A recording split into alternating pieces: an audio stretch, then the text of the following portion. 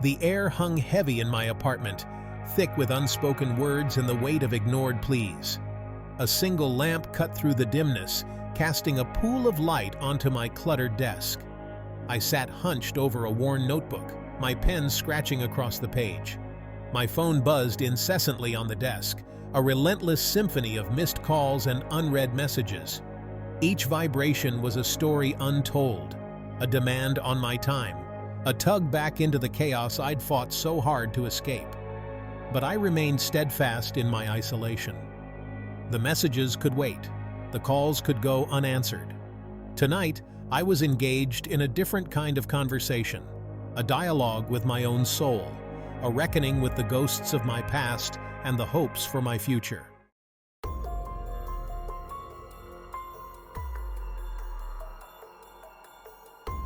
The phone buzzed again, a persistent gnat in the stillness of the room. My gaze flicked towards it, momentarily breaking my concentration. The screen, illuminated with each new notification, revealed a glimpse into the lives I'd left behind. Names flashed, each one a memory, a shared history, a reminder of the life I'd once lived. Most of the messages were the usual digital noise: gossip, complaints, invitations to events that promised fleeting moments of escape. One message, however, pierced through the static. It was from Marcel, my oldest friend, a ghost from a life that felt both a lifetime ago and just yesterday. "Need to talk," the message read, the words stark and desperate against the backdrop of a silly emoji. I sighed, the weight of the message settling in my chest like a stone.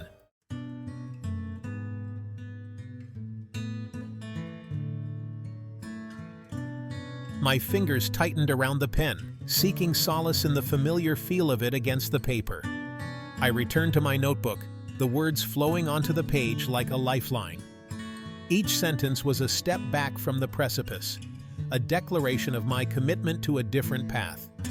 I wrote about the strength it took to resist, the courage required to face each day with clear eyes and a steady heart. The notebook, filled with my raw thoughts and hard-won wisdom, had become my confidant, a silent witness to my journey. In its pages, I found my voice, a voice that had been silenced for far too long by the cacophony of my past.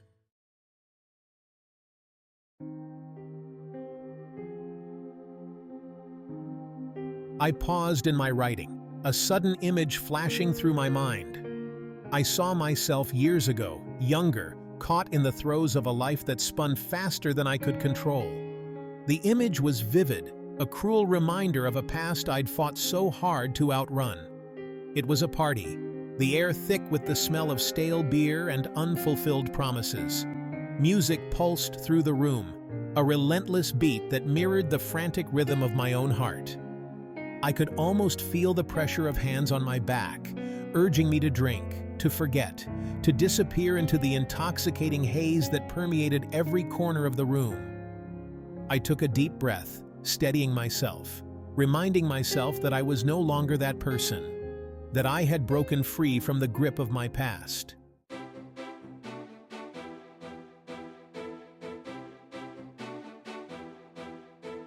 The memory sharpened, pulling me back to a time when the weight of the world felt lighter, but only because it was born on a tide of cheap beer and forced laughter.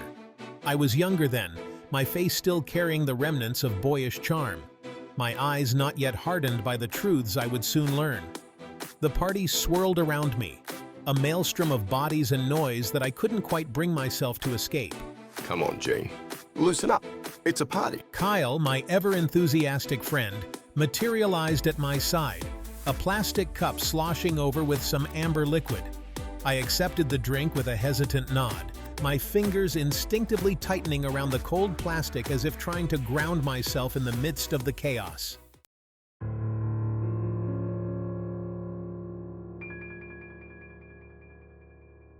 I saw Lisa, her infectious laugh echoing over the din, her eyes sparkling with a reckless abandon that I both envied and feared. Mark, usually so reserved, was engaged in an animated conversation, gesturing wildly with a cigarette dangling from his lips. And there, in the corner, sat Marcel, even then carrying a weight that seemed too heavy for his slender shoulders. Even in the midst of the revelry, Marcel's eyes held a distant look, a flicker of disillusionment that mirrored my own growing unease. The music seemed to fade, the laughter becoming a muffled drone. The faces around me, so familiar moments ago, began to morph, their features blurring as if I were watching a film on fast forward. The air, thick with the smell of stale beer and unfulfilled promises, pressed down on me, stealing my breath.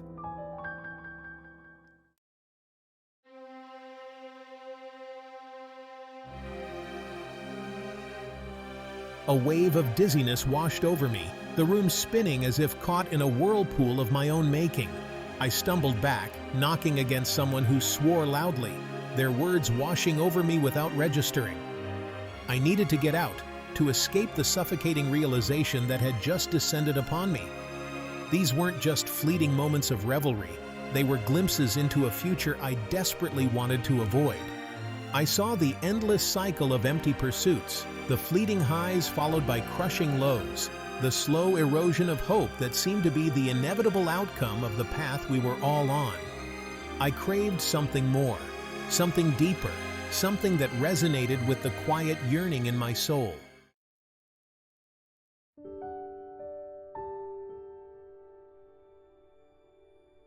He pushed his way through the crowd, ignoring Kyle's protests and the confused looks from the others. He stumbled out into the cool night air, the noise of the party fading behind him like a receding nightmare. He stood there for a long moment, his chest heaving, his mind racing. He knew then, with a clarity that bordered on pain, that he couldn't stay silent. He couldn't pretend that he didn't see the truth, the slow unraveling that awaited them all if they continued down this path. So he made a choice that would shape the course of his life and the lives of those around him. He chose to stay silent, not with the complicity of the crowd, but with the quiet determination of someone who had glimpsed the abyss and knew he had to find a different way. He turned away from the fading lights of the party and walked into the darkness, his heart heavy with the weight of unspoken words and the flickering hope of a brighter dawn.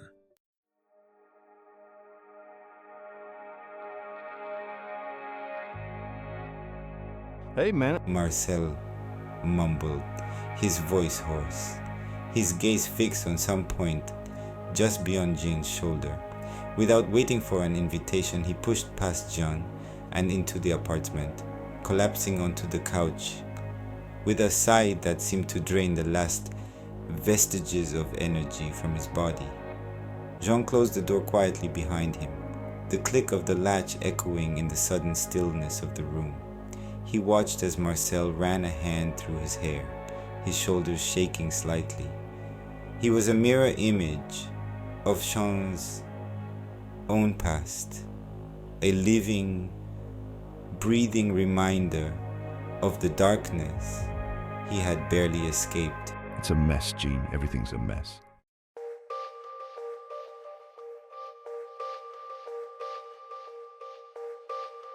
What's going on? Jean asked, his voice quiet but firm. It's the same shit, different day. Work sucks, relationships are a joke, and everyone's just out for themselves. Marcel looked up at Jean, his eyes bloodshot, his face pale and drawn. I'm just tired, tired of trying, tired of pretending that any of this matters.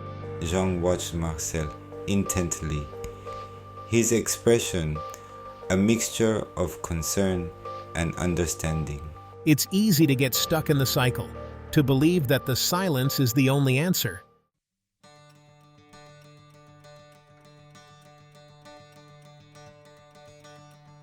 Marcel looked up at Jean, a flicker of surprise crossing his face. You get it. You actually get it. Jean nodded again, his gaze steady.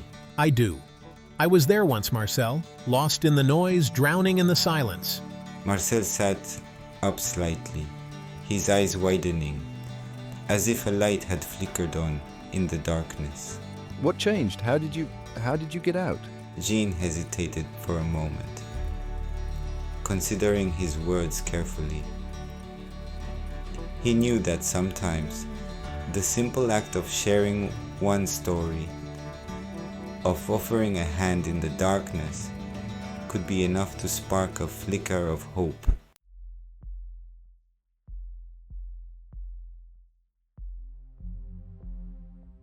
I made a choice.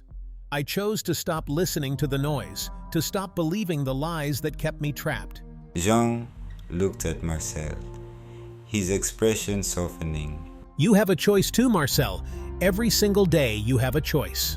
Marcel looked at Jean, his brow furrowed, his mind grappling with the weight of Jean's words. Choice. It seemed like such a simple concept, yet it had never felt like a real option before. He had always felt like a passenger in his own life, buffeted by forces beyond his control, swept along by the currents of his own bad decisions and the expectations of others. But as he looked at Jean, his friend who had walked through the fire and emerged on the other side, he felt a glimmer of possibility, a flicker of hope that had been absent for far too long. Maybe, just maybe, Jean was right. Maybe he did have a choice. And maybe, just maybe, that choice was the key to breaking free from the cycle of silence that had held him captive for far too long.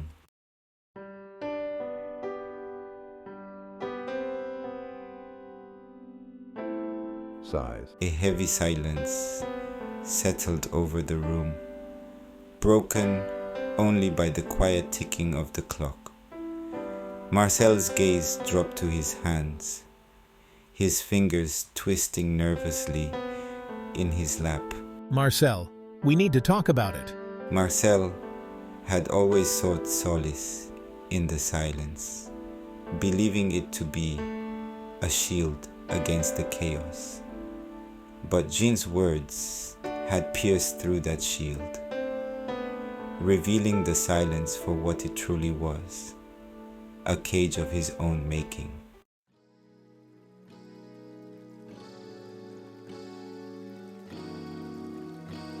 Jean watched Marcel, his expression a mixture of empathy and understanding. He knew the struggle, the internal battle that raged within his friend, for he had fought that same battle himself. He knew that words, however difficult they may be to utter, were often the first step towards healing, towards breaking free from the chains of silence. Marcel, I understand what you're going through. He walked over to his desk and picked up his worn notebook. The leather cover softened with use, the pages filled with his own journey towards clarity. He held it out to Marcel, a silent offering, a lifeline thrown across the chasm of their shared experience. Start here. Write it down. Don't judge it. Don't censor it. Just let it out. He placed the notebook on the coffee table between them. The pages opened to a blank sheet, an invitation to unravel the tangled threads of Marcel's unspoken truths.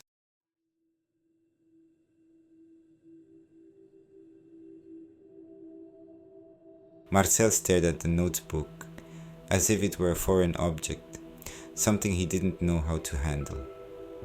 The idea of exposing his thoughts, his fears, his vulnerabilities on paper felt both terrifying and strangely liberating.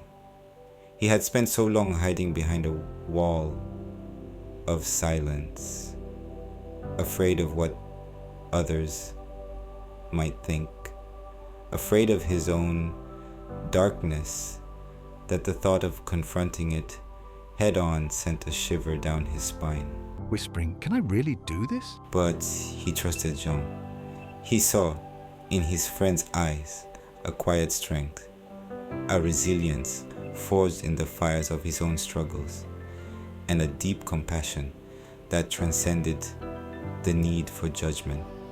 And in that moment, Marcel realized that perhaps the greatest act of courage was not in maintaining the silence, but in breaking it. Slowly, I think I can. He reached out and picked up the notebook, the weight of it surprisingly comforting in his hands.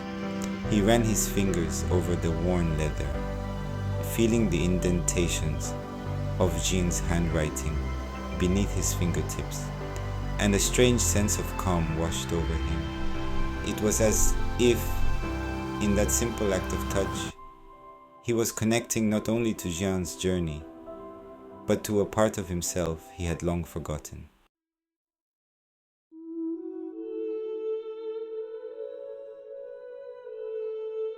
The first step towards healing.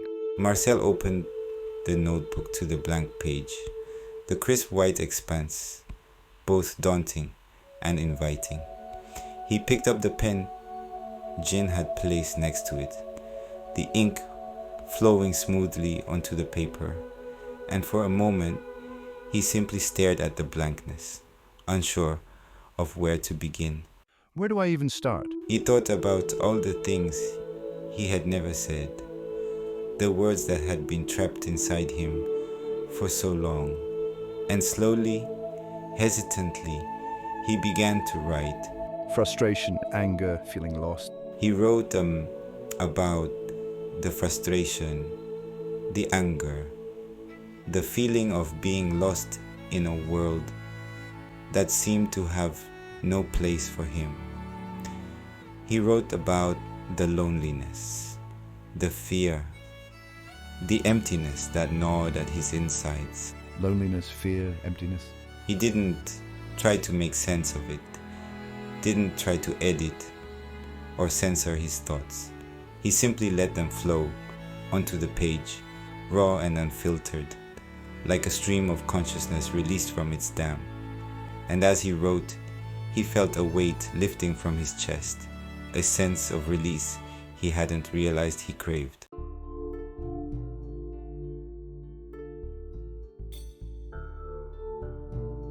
Jean watched as Marcel wrote, his pen moving furiously across the page, his brow furrowed in concentration.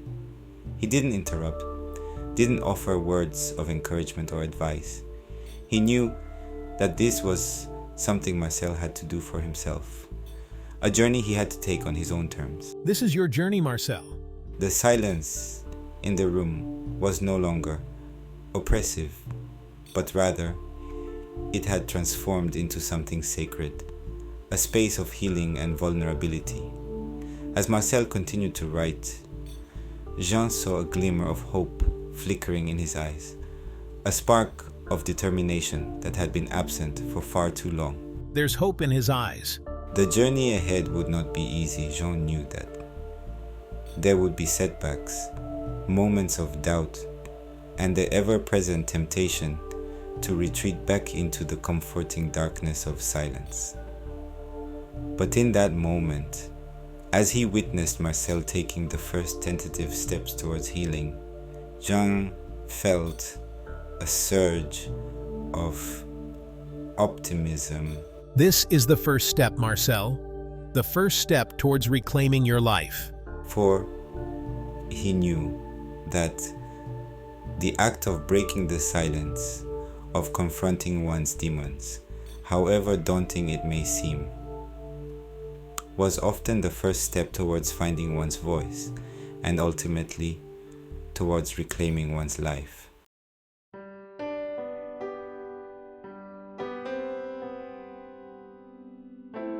Jean placed a hand on Marcel's shoulder, a gesture of silent support. The act of writing, of releasing those pent-up emotions, had visibly drained Marcel, leaving him looking fragile, exposed. Jean knew this vulnerability was a necessary step on the path to healing, a stripping away of the old layers to make room for something new. It's not about being perfect, Marcel. It's about choosing not to be ruled by the chaos. He paused, letting the weight of his words sink in. The secret they don't tell you, the one they're almost afraid of, is the power of staying sober. Marcel's head lifted slightly, a flicker of curiosity in his eyes. He had always associated sobriety with deprivation, with a denial of pleasure and escape. He had never considered it as a source of power. Sober? Marcel echoed, testing the word on his tongue, tasting its unfamiliar weight.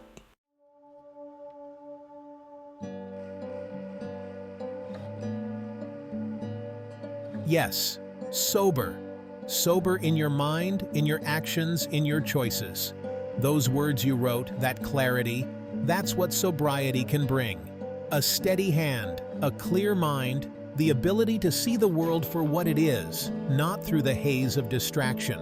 John knew the pull of that haze, the seductive whispers that promised temporary relief, but ultimately led to deeper despair. He had seen firsthand the devastation it wreaked, not just on individuals, but on the very fabric of their lives. He had witnessed the slow erosion of dreams, the breakdown of relationships, the gradual surrender to a life half-lived. It's not about judging yourself for the past. We all stumble. We all fall. What matters is that you choose to get back up, to dust yourself off, and to keep moving forward. Sobriety gives you the strength to do that.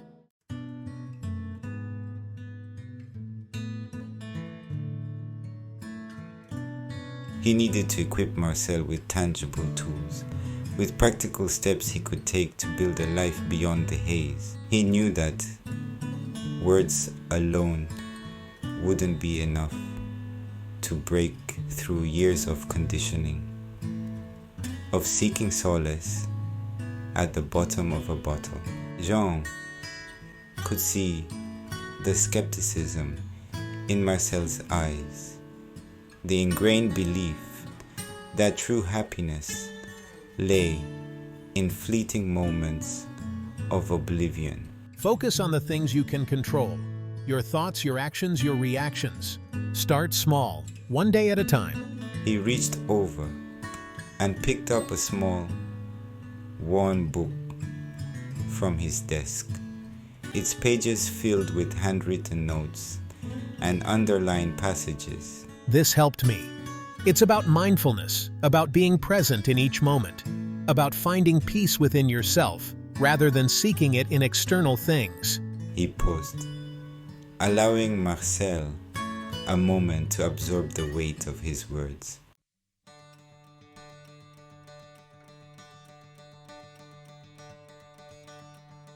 Each morning, make a conscious choice to be present, to be aware of your thoughts and feelings without judgment.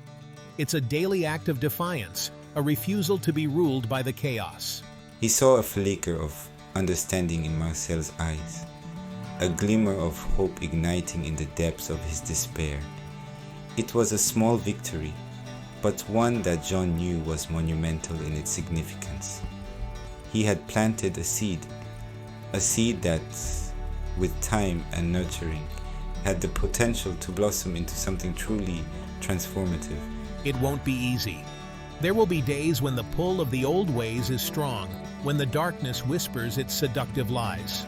He placed a hand on Marcel's shoulder, his grip firm, reassuring. But you are stronger than you think, Marcel.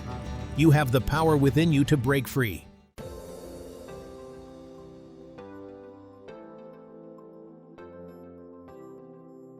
Thank you, Jen.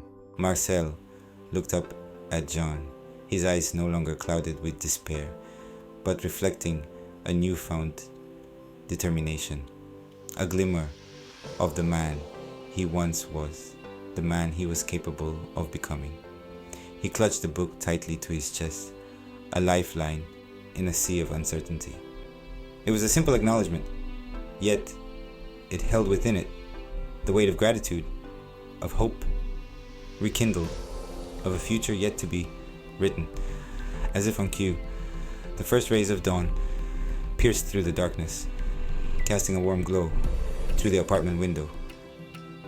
It was a new day, a fresh start, a promise of possibility.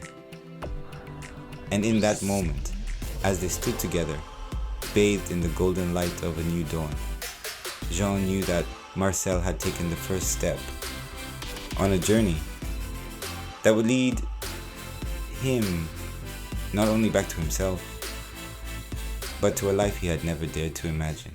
Marcel's hand, still clutching the pen, hovered over the notebook. The weight of Jean's words, the honesty in his eyes, had shifted something within him. The silence that had once been a refuge now felt stifling, a barrier to his own truth. He looked down at the page, at the words he had already written, each stroke a testament to the pain he had carried for so long. He had never allowed himself this kind of vulnerability. Fear whispered doubts. What if it wasn't enough? But then he remembered Jean's quiet strength, and a new resolve took root. This wasn't about perfection, it was about honesty. With a deep breath, Marcel let go.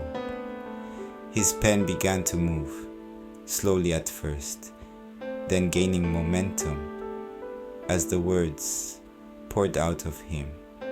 And as he wrote, he felt a lightness spreading through him, a sense of burden lifted. Across the room, Jean watched as Marcel wrote, his heart swelling with pride and relief. He knew this was a pivotal moment for his friend, a breaking free from the chains of a legacy that had held him captive for far too long. The silence that had once hung between them was now filled with the quiet scratch of the pen, a symphony of healing and transformation. Jean saw it in the set of his friend's shoulders, the determined tilt of his head, the way his hand moved across the page, with a newfound sense of purpose. This wasn't just about putting words on paper. It was about reclaiming a voice, stepping into the light after years of hiding in the shadows.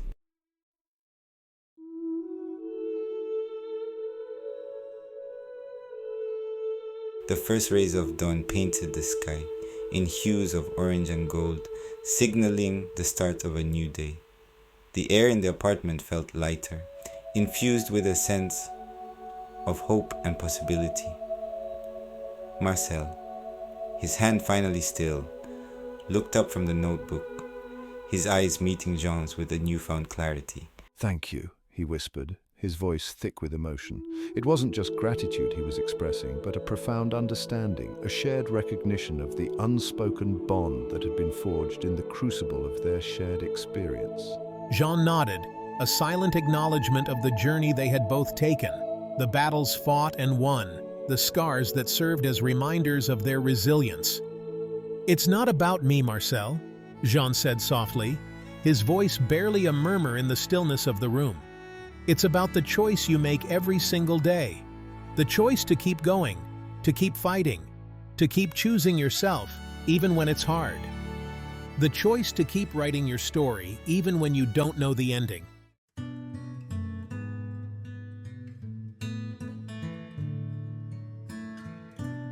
Marcel looked down at the notebook, at the pages filled with his own words, and a sense of peace washed over him. He had taken the first step, broken the silence, and in doing so, he had opened the door to a part of himself he had long forgotten. The journey ahead would undoubtedly be challenging, but he no longer felt alone. He had found his voice, and in that voice, he had found his strength. The sun continued its ascent, bathing the room in a warm glow. Jean and Marcel sat in comfortable silence, the air no longer thick with unspoken words, but alive with the quiet hum of understanding. This was what it meant to truly connect, to bear witness to another's journey without judgment, to offer support without taking away the power of self-discovery. In the quiet spaces between them, life unfolded. The weight of the past, while ever present, no longer held them captive. They had found freedom in the act of sharing, in the courage to confront their demons, in the unwavering belief that even in the darkest of nights, a new dawn awaits. And as the sun climbed higher in the sky, painting the world in vibrant hues of hope and possibility, they knew that this was just the beginning.